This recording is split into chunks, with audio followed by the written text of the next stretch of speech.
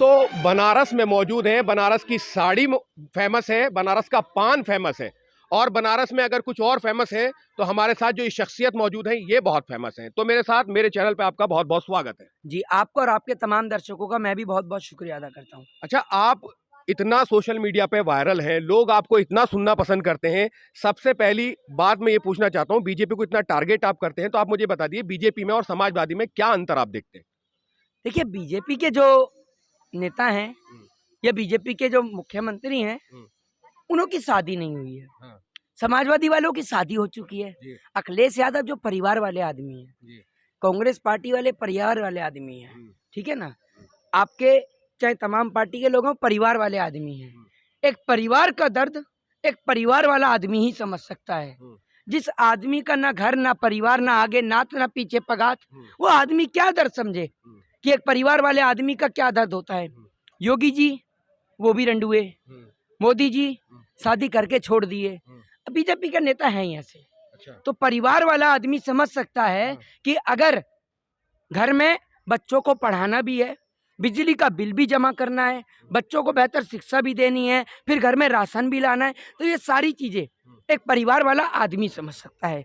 जिसका ना परिवार है ना घर है, वो नहीं समझ सकता सर। अच्छा, एक बात है, हम इतना विधानसभाओं में घूमे हैं, उत्तर प्रदेश विधानसभा का चुनाव चल रहा है, ज़्यादातर चाहे वुमेन्स जो होती हैं, औरतें जो होती हैं, महिलाएं जो होती हैं, उन्होंने एक बात कही है कि कहीं ना कहीं बीजेपी के इन 5 सालों में जो है वो हम सुरक्षित रहे, रात को 9 बजे निकल जाएं, 10 बजे निकल जाएं, और बीजेपी वाले भी ये दुहाई देते हैं। कैसी बात आप कर रहे हैं इस देश के अंदर रात को 9 बजे? आप एक बात मुझे बताइए, ये ऊट पटांग बातें भाजपा के कार्यालय में सिखाई जाती हैं क्या? पिछले 2 साल से तो मैं देख रहा हूँ कि कोरोना के कारण लॉकडाउन लगा हुआ है, और आप कह रहे हैं कि 9 बजे के बाद महिलाएं बाहर निकल रही हैं। कैसी बात कर रहे हैं आप, जिसका कोई तथ्य और तर्क ही नहीं है। जब लॉकडाउन लगा हुआ है तो महिलाएं बाहर कहाँ से निकलेंगी घर से? चलिए, उस 2 साल को हटा दे तो तब तो निकलती है ना। कि औरत ये कहती है, जो महिला है वो ये कहती है कि हम अपने आप को सुरक्षित महसूस करते हैं, और अब कोरोना तो अब तो खत्म है, अब भी वो कहती हैं कि योगी जी के राज में जो है वो कहीं ना कहीं मामला खराब नहीं है। योगी जी के तो पार्टी के एमएलए बलात्कारी हैं। कुलदीप सिंह सेंगर जो बीजेपी का एमएलए था, उसने एक बेटी के साथ बलात्कार किया। तो आप कैसे कह सकते हैं कि बीजेपी के राज में महिलाएं और बहन बेटियां सुरक्षित हैं? अच्छा, एक बात बताइए। बीजेपी के राज में बलात्कारियों को सुरक्षा दी जाती है। आप सभी को पता है कि बलात्कारी बाहर निकलते हैं जेल से तो उन्हें सुरक्षा प्रदान करी जाती है। जिस देश के अंदर और जिस देश का कानून बलात्कारियों को सुरक्षा प्रदान करे, आप उस प्रदेश के मुख्यमंत्री से क्या आशा लगा सकते हैं कि वो महिलाओं को सुरक्षित रखेगा?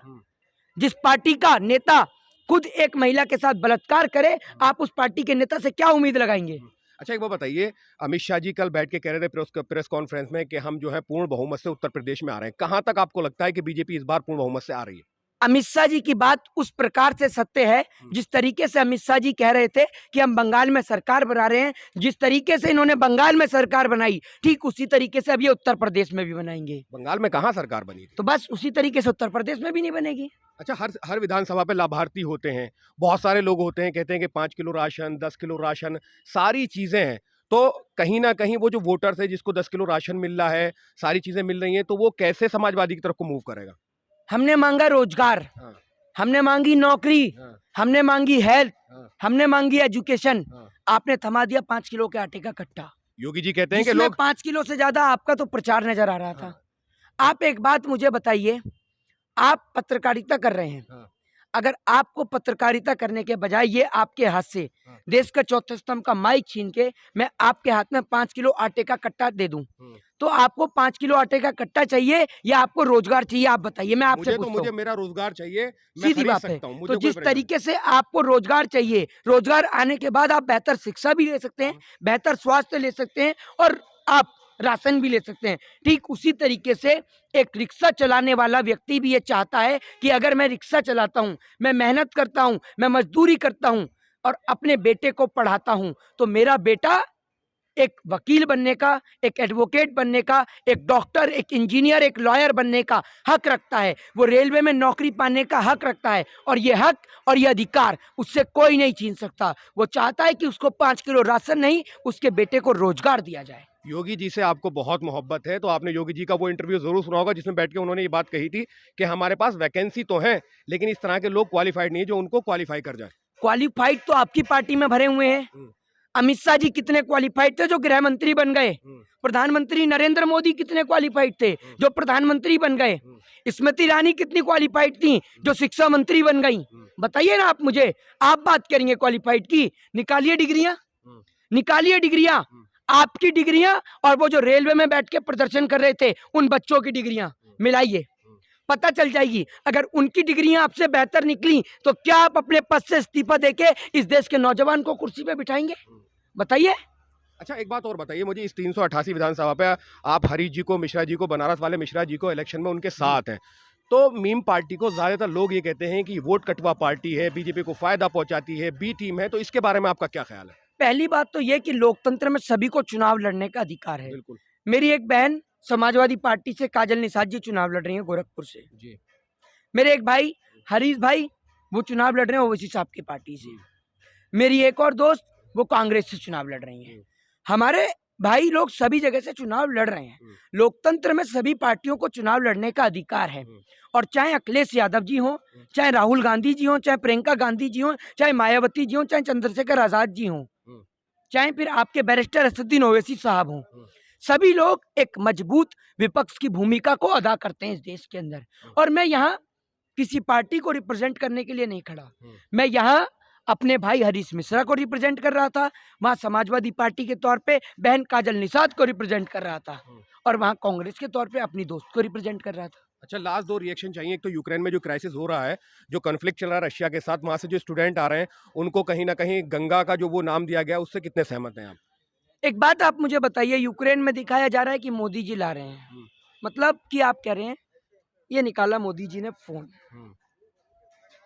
ये लगा रशिया के राष्ट्रपति को कॉल, हेलो नरेंद्र मोदी बोल रहा हूँ, 5 से 6 घंटे के लिए जरा युद्ध बंद कर दो, ठीक है ना, भारत देश के नागरिकों को यूक्रेन से वापस लाना है।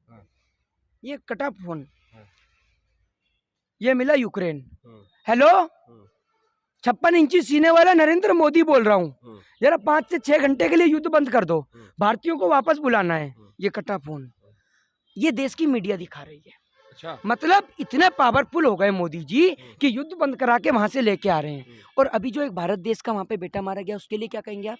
उसमें तो बीजेपी के कर्नाटक के एक एमएलए उन्होंने कहा है कि वहाँ उसकी डेड बॉडी लाने से अच्छा है कि 8 स्टूडेंट को बिठा के लिया जाए। मतलब आपके 56 इंची वाला प्रधानमंत्री मशरूम खाएगा, है? आपके 56 इंची वाला प्रधानमंत्री 10 लाख का सूट पहनेगा, लेकिन अगर भारत देश का बेटा कोई वहां पर गोली से मारा गया, शहीद हो गया, तो आप उसकी डेड बॉडी नहीं लाएंगे। आप लाखों करोड़ों रुपया विदेशी यात्रा पे खर्च करते हैं, ये पैसा कोई आपके बाप का नहीं है, या आपके पिताजी को कोई हिंदुस्तान दहेज में देके नहीं भूल गया कि जो मर्जी आए वो बेचते चले जाएंगे। ये पैसा हिंदुस्तान के लोगों का है, और अगर आप हिंदुस्तान के लोगों पे खर्च करेंगे तो घिस नहीं जाएंगे। अच्छा, जो राम को लाए हैं हम उनको लाएंगे और उत्तर प्रदेश में इस बार भगवा लहराएंगे, क्या कहना चाहेंगे? जो चंदा चोर हैं हम उनको उत्तर प्रदेश से भगाएंगे, और एक बार फिर उत्तर प्रदेश में अमन चैन शांति को कायम करेंगे। ये मैं आपको बता देता हूं। अच्छा, ये बताइए, इस पूरे विधानसभा चुनाव में बीजेपी को आप कहाँ देखते हैं? योगी जी आ रहे हैं या योगी जी जा रहे हैं? चप्पल निकली है, चप्पल ढीली हो गई थी, तो आप लोग समझ गए हैं, समझदार हैं, ठीक है ना। और बाबा जो हैं वो 11 तारीख के बाद, 10 तारीख का चुनाव का रिजल्ट है, 11 तारीख के बाद जो है बाबा जो आपको हेलीकॉप्टर से अपनी बुलडोजर दिखा रहे थे, मैं कहूँगा कि जिस भी मेरे भाई को अपना मकान, दुकान, प्लॉट, बिल्डिंग तुड़वानी हो तो बाबा की बुलडोजर से संपर्क करें। बाबा 10 तारीख के बाद ठेकेदारी का काम शुरू कर रहे हैं, तो जिसको भी अपना मकान दुकान के लिए संपर्क करना है वो उत्तर प्रदेश के मुख्यमंत्री योगी आदित्यनाथ